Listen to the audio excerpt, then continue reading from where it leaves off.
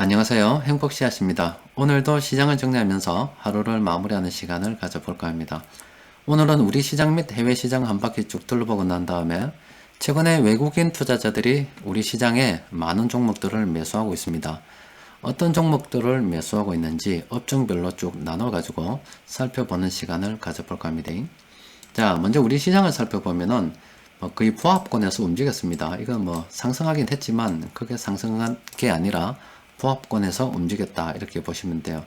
그런데 수급적으로 보게 되면은 외국인 투자자들이 코스피에서 2247억 원을 순매수했습니다. 수급은 상당히 괜찮았습니다. 코스닥은 안 사붙어요. 개인 투자자들이 953억 원 순매수했어요. 해외 시장도 오늘은 거의 보합권에서 움직였습니다. 일본, 중국, 홍콩 거의 다 보합권에서 움직였는데 이쪽들은 하락을 했습니다. 그런데 현재 영상을 녹화하고 있는 이 시간 유럽 증시는 크게 하락을 하고 있습니다. 자, 시장이 저렇게 크게 하락을 하고 있는 것은 지금 현재 코로나 바이러스가 계속 확산이 되면서 여러가지 치료제도 있니, 경기 부양을 하니 이렇게 기대 심리가 있는데 아직은 잡히지는 않고 있다 아닙니까? 또 그리고 중국 같은 경우는 홍수가 엄청나게 심각해요. 특별하게 마땅한 호재가 없다 보니까 투자 심리가 그냥 갈대처럼 왔다리 갔다리 하고 있습니다.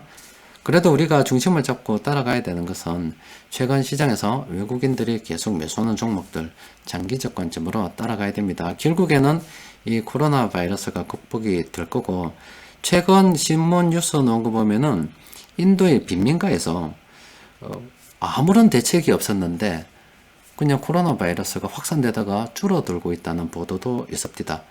보니까 지역 면역이 생기지 않았는가 이런 추측성 보도가 있긴 하던데, 여튼 결국에는 이 코로나 바이러스도 어떻게든 해결 방법을 찾을 거고 또 사람들은 정상적으로 움직이지 않겠습니까?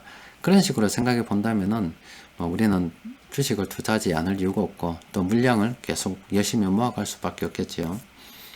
자, 시장 지표들을 보면은 다른 것보다는 오늘 금 가격이 난리 나쁘십니다. 이게 최근 10년을 보면은 이게 신고가입니다. 그냥 신고가가 아니라 사상 최대 신고가를 찍어 부십니다. 사상 최대 신고가입니다. 관련 뉴스도 재밌더라고요. 보면은 지금 여기 아이뉴스에서 보도된 자료인데 여기 쭉 내용을 쭉 보면은 이렇게 국민은행, 신한은행, 그리고 우리은행 금통장 잔액 추이를 딱 봤다고 해요. 그러다 보니까 지난 3월 달부터 해서 금통장으로 돈이 들어오기 시작한다 이런 이야기가 있습니다. 자, 돈의 가치가 하락하다 보니까 어떤 사람은 부동산으로 가고 어떤 사람은 금으로 가고 어떤 사람은 주식으로 가고 어떤 사람은 예금으로 가고 각자가 생각하는 가장 최선의 방법을 택해서 가겠죠. 그중 우리는 주식이 최선이다 생각하고 투자하는 사람들 아닙니까? 그 어느 쪽이든 다 괜찮은 것 같아요. 결론은 돈만 안 들고 있으면 되니까, 다른 것 쪽으로 들고 있으면 되니까 금으로 가든 주식으로 가든 부동산으로 가든 다 괜찮지 않을까 싶습니다.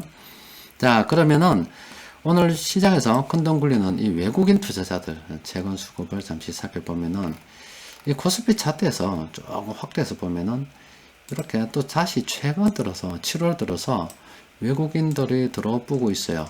그러다 보니까 시장 지수가 조금씩 오르고 있습니다. 코스피 전체적으로 보면은 이번 주에만 외국인들이 약 5조 정도, 2조 정도 순매수를 했습니다.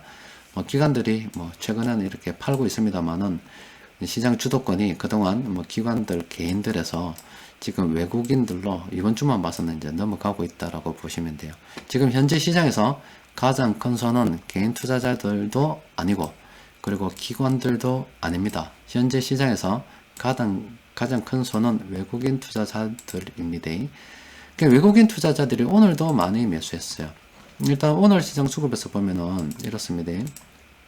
외국인 기관 동시 순매수는 전기전자 쪽으로 역시나 삼성전자가 있기 때문에 가장 많이 들어왔죠. 그 다음으로는 이거 운송장비는 동시가 아닙니다만은 운송장비, 유통업, 기계통신업 이런 식으로 돈이 들어왔습니다.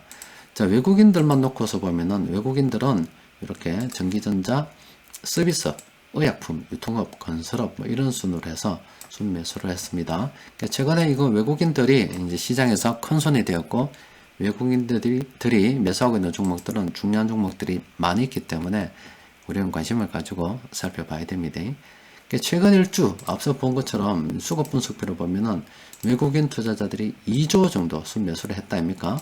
그러면은 과연 어떤 종목을 매수했는지 살펴볼 수밖에 없겠지요.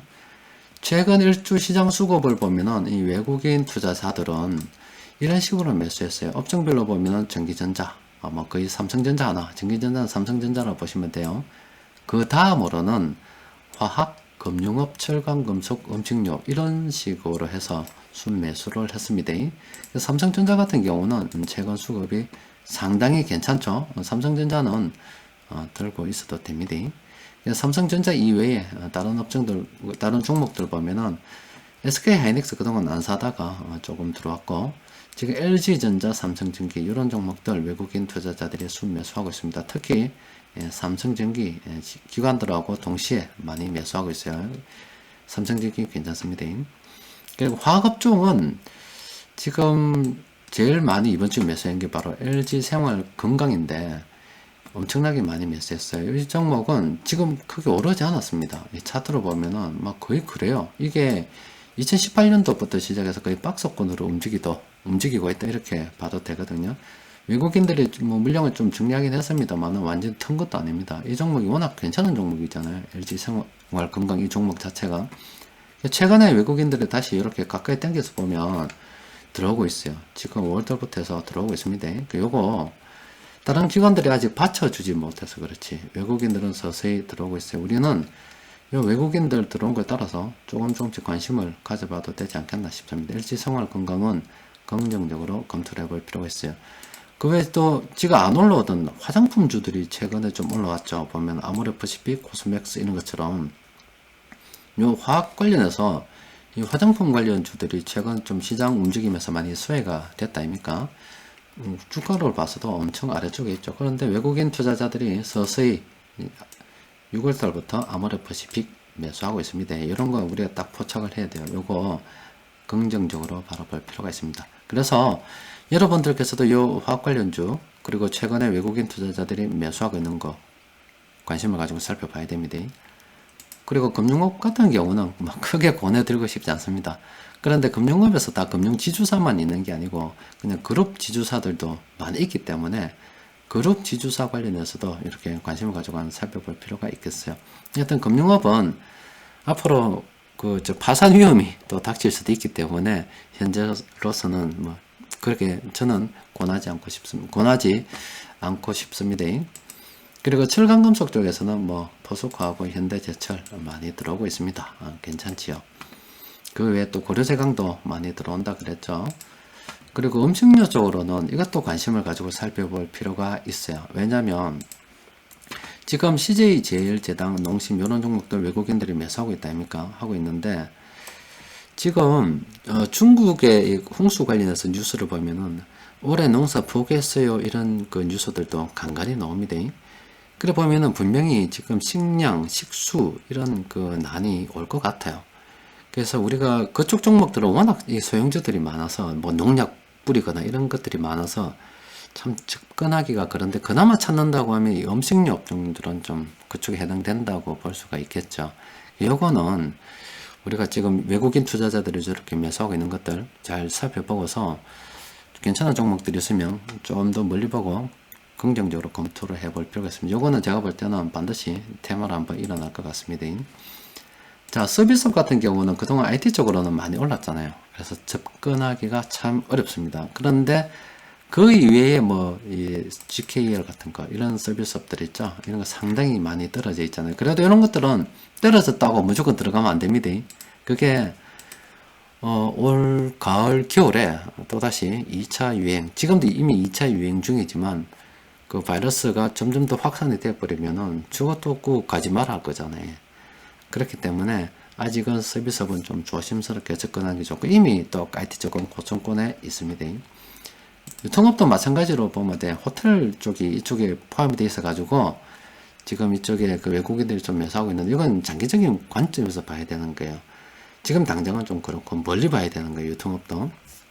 나머지 운송장비 쪽으로 보면 운송장비에서는 지금 이번 주에는 기아차 많이 매수했습니다. 그리고 구분해야 된다고 말씀을 드렸죠. 운송장비 중에서 조선업과 자동차 쪽이 있는데 자동차 쪽은 뭐 지금 당장 좀 움직인다 봐도 되는데 조선업은 진짜 멀리 봐야 된다. 이 조선업이 급등할 때는 정말로 경기 끝이다 라고 보시면 된다 이렇게 말씀드렸죠. 조선업은 진짜 멀리 봐야 되는 거예요. 자동차업은 그보다 좀 작게 봐도 됩니다. 자, 일단 이번 주에는 기아차 많이 매수했습니다. 최근에 수급을 보면은 외국인 투자자들이 드디어 하나씩 들어오고 있고 드디어 시장에서 큰 손으로 딱 등극해 보십니다. 자, 우리는 앞으로도 시장은 투자 심리에 의해서 계속 들락날락 하겠죠. 들쑥들쑥 할 겁니다. 그래도 이 장기적인 관점에서 보면은 쟤들 큰 돈 움직이는 애들 뒤따라가야 돼요. 그게 맞는 겁니다. 오늘 살펴본 종목들 또 오늘 살펴보지는 않았지만은 그 이름이 거론된 종목들은 여러분들께서 관심을 가지고 한번 살펴보셨으면 합니다. 자, 이상입니다.